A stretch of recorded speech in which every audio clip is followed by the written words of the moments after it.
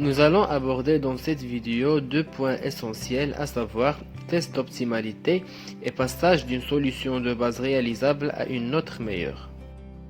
On introduit tout d'abord la méthode MODI ou méthode UV qui permet de tester l'optimalité d'une solution de base réalisable.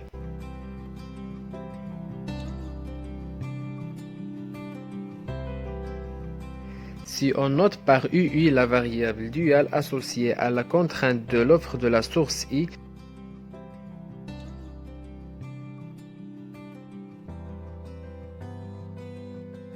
et par VJ la variable dual associée à la contrainte de la demande de la destination J,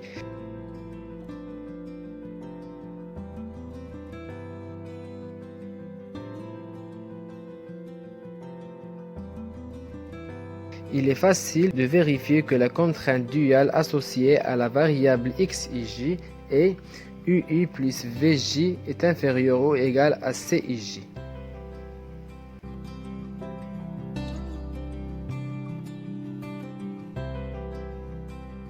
Si on prend le vecteur CBB-1 comme solution du problème dual, alors CIJ-UI plus VJ représentera le coût réduit associé à la variable XIJ.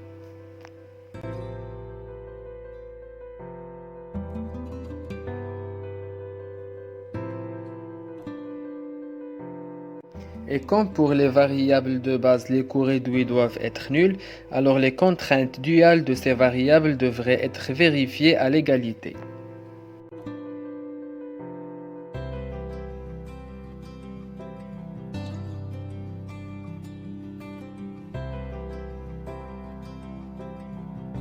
Vu que toute équation du primal peut être déduite des autres, on peut choisir une variable duale d'une manière arbitraire et lui attribuer une valeur de notre choix. On prend par exemple UA est égal à 0. En revenant à la solution obtenue par la méthode du moindre coût, on a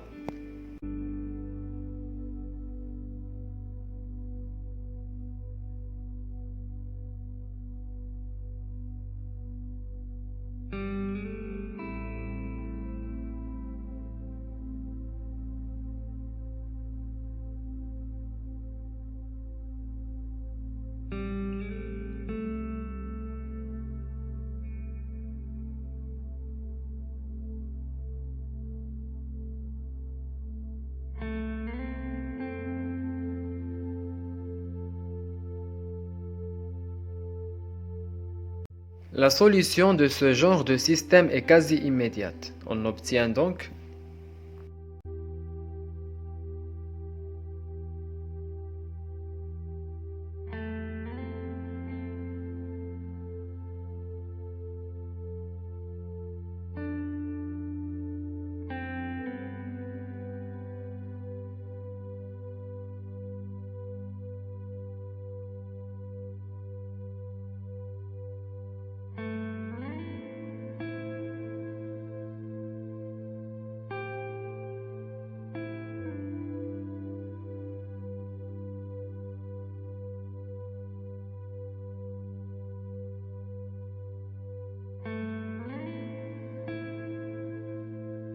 une fois les valeurs de toutes les variables duales sont connues, on procède au calcul des coûts réduits des variables hors base.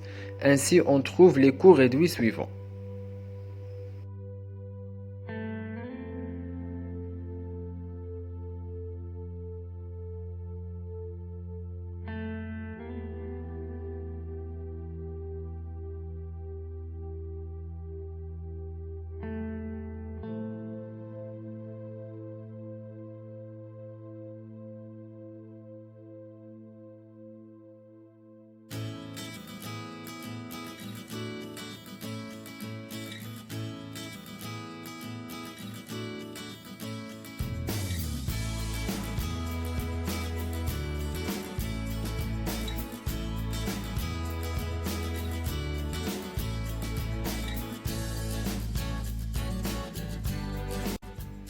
On peut vérifier que les coûts réduits obtenus par cette méthode, dite méthode MODI ou méthode UV, sont identiques à ceux obtenus par la méthode de Stepping Stone.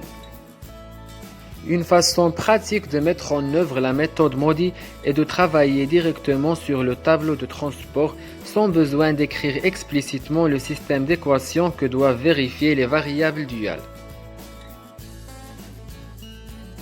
Dans le cas de notre exemple, on reprend le tableau de transport associé à la solution obtenue par la méthode du moindre coût.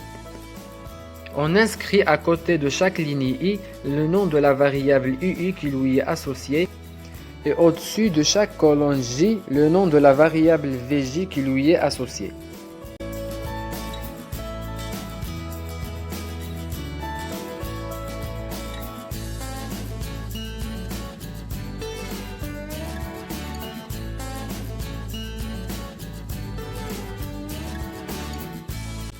On commence par sélectionner une variable duale et lui affecter une valeur quelconque de notre choix.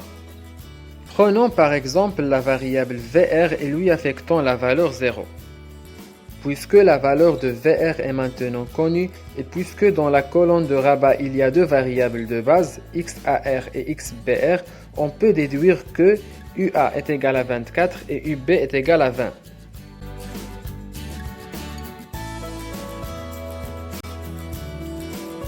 La valeur de UA étant connue et vu que les coûts réduits des variables XAN et XAT sont nuls, on déduit que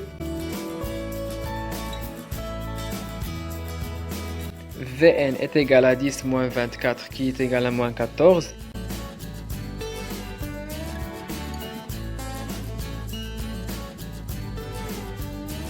Et Vt est égal à 25 moins 24 qui est égal à 1.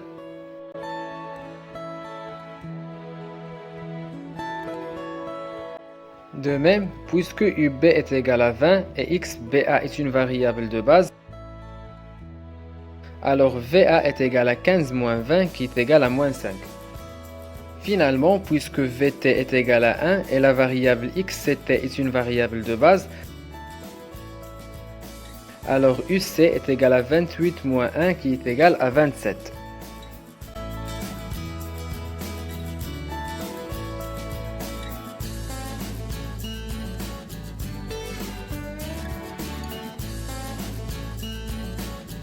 Une fois toutes les variables duales calculées, on évalue les coûts réduits des variables hors base en appliquant la formule CIG moins UI plus VJ.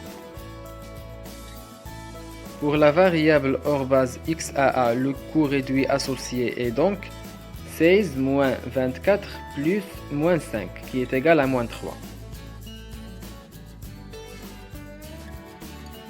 On continue le calcul des coûts réduits par la même formule pour le reste des variables hors base. On remarque que les coûts réduits ne sont pas tous positifs ou nuls. On ne peut pas alors conclure que la solution de base trouvée est optimale. C'est pourquoi on passe à la phase de l'amélioration d'une solution de base. Avec les principes de la méthode du simplex, on cherche à améliorer une solution de base en augmentant une des variables hors base avec coût réduit négatif. Dans notre cas, on peut augmenter XAA ou XCA. On décide d'augmenter la variable XCA qui a le coût réduit négatif le plus petit. Pour déterminer la plus grande valeur à attribuer à XCA sans sortir du domaine réalisable, on utilise d'abord la démarche de la méthode du stepping stone pour trouver les variables qui seraient affectées par une modification de XCA. On constate que toute valeur affectée à XCA doit être déduite de XCT, XAR et XBA. Donc la plus grande valeur qu'on puisse attribuer à XCA doit être égale à la plus petite de ces trois valeurs, c'est-à-dire le minimum entre 10, 3 et 5, qui est 3.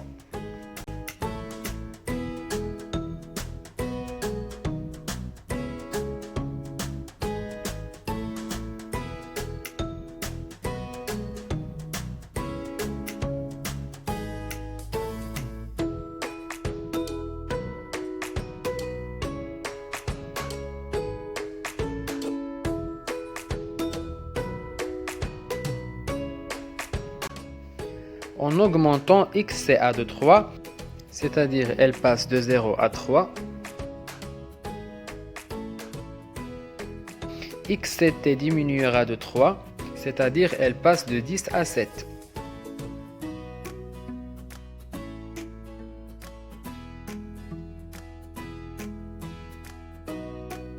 Xat augmentera de 3, c'est-à-dire elle passe de 7 à 10.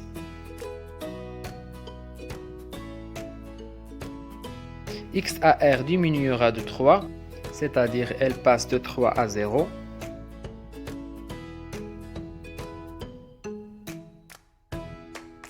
Xbr augmentera de 3, c'est-à-dire elle passe de 9 à 12.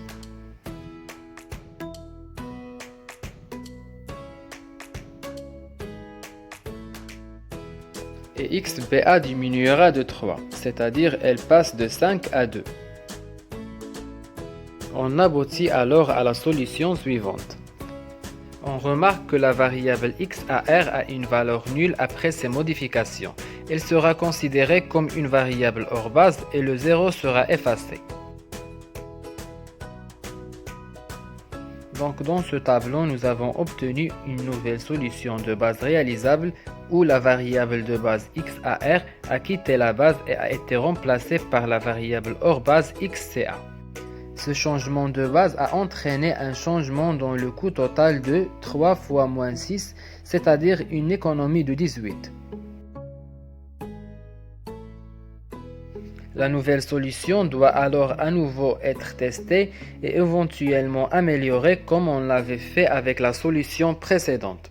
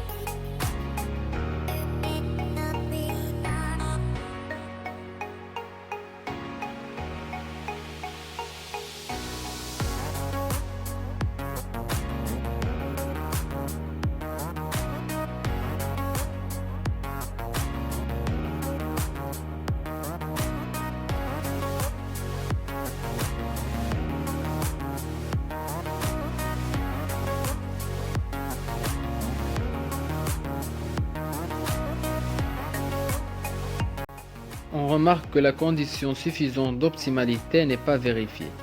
Donc xbt rentre dans la base, xba sort de la base et le coût baisse de 5 fois 2 qui est égal à 10.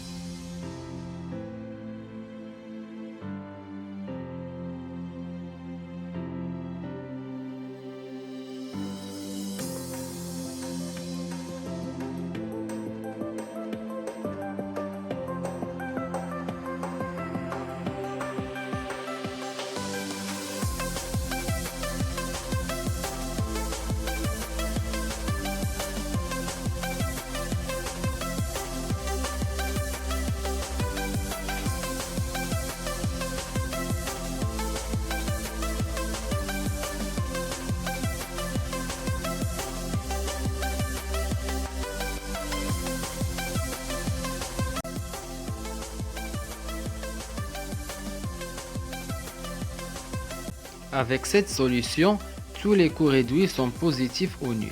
La solution est donc optimale et on peut remarquer aussi que la solution optimale n'est pas unique car le coût réduit de la variable hors base xcn est nul et la solution est non dégénérée. À noter que la solution optimale trouvée coïncide avec la solution de base réalisable trouvée par la méthode d'approximation de Vogel.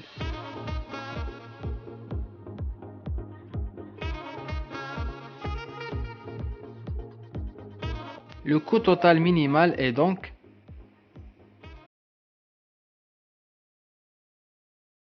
814.